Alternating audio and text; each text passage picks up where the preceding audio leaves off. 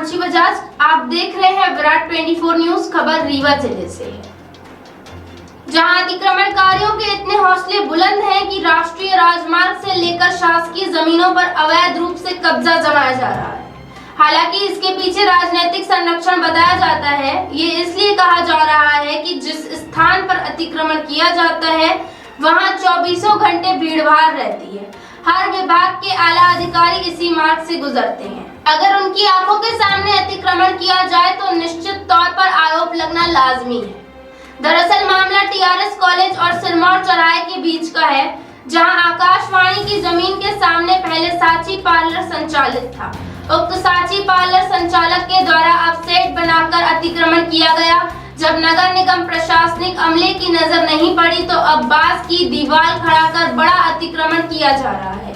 यही अतिक्रमणकारी आने वाले समय में दुकानों की मांग करेंगे और बाधा उत्पन्न करेंगे। उक्त मामले को लेकर समाज सेवी अजय खरे ने आरोप लगाया कि नेताओं के संरक्षण में सुनियोजित अतिक्रमण कराया जाता है। इन्हीं अतिक्रमणकारियों को दिखाकर उन्हें दूसरी जमीनों को बिल्डर को दिया जाएगा और सरकारी जमीनें खत्म हो जाएंगी। अगर समय रहते इन अतिक्रमणकारियों को हटा दिया जाए तो आने वाले समय में बाधा उत्पन्न न हो, लेकिन ऐसा इसलिए नहीं किया जाता क्योंकि एक बहुत बड़ा गिरोह अतिक्रमण कराने का काम करता है। इसके बाद नई योजना बनाकर सरकारी जमीन बिल्डर को देता है। आप भी देखें किस तरह से साची पार्लर के नाम पर अतिक्रमण किया गया। इसके बाद धीरे धीरे उसे बड़े शोरूम में तब्दील किया जा रहा है, पर शासन प्रशासन की आंखों में पट्टी बंधी हुई है।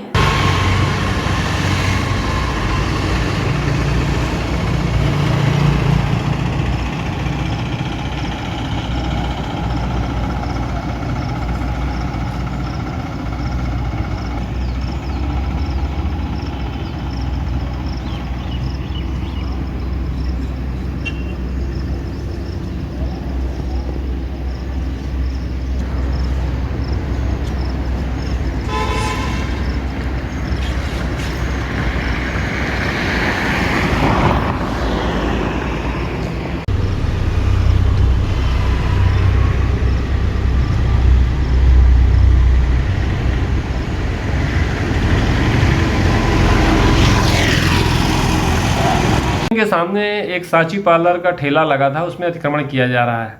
आपने देखा, क्या मानते हैं किस तरह से अतिक्रमण किया जा रहा है? फिर बाद में जब हटाते हैं तो कैसे विरोध होता है, किसके संरक्षण में ये सब? वहाँ से मैं निकला था तो देखा कि काम लगा भी तो उन्होंने वो बांस के उसके जाफरी बनाई है, लेकिन वो पूरा अतिक्रमण का खेल है और धीरे धीरे उसको वो पक्का कर लेंगे। और वहाँ उस जगह पर तो कुछ भी नहीं बनना चाहिए, हाईवे है और फ्लाईओवर बनने के कारण वैसी रोड सकरा है, कॉलेज के काफ़ी भीड़ रहती है, दबाव रहता है। तो इस ढंग का जो खेल है वो तो एक सुनियोजित तरीके से पूरी रीवा में चल रहा है। तो जो निर्माण कार्य हो रहा है वो तो पूरी तरह अवैधानिक है। पता नहीं शासन प्रशासन की नज़र तो पड़ती है क्योंकि सारे अधिकारी वहाँ से निकलते हैं, तो ऐसा तो कोई अनजान नहीं है। लेकिन पूरी रोड में दुकानीकरण वहाँ भी हो रहा है और वहाँ आकाशवाणी केंद्र की जो पुराने निवास वगैरह हैं पीछे हैं, हो सकता है आकाशवाणी केंद्र को हटाने की भी योजना हो धीरे धीरे, क्योंकि रीवा में तो सब खत्म हो रहा है, ठप हो रहा है, सिविल लाइन जा ही रहा है।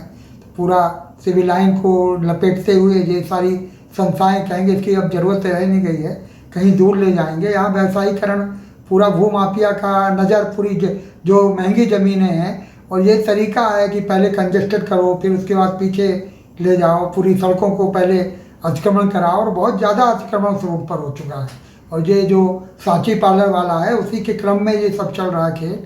और पूरा यहाँ एक गिरोह है जो पूरी ज़मीनों को नज़र रख रहा है, कहाँ सरकारी ज़मीनें हैं उसको कैसे हथियाना है।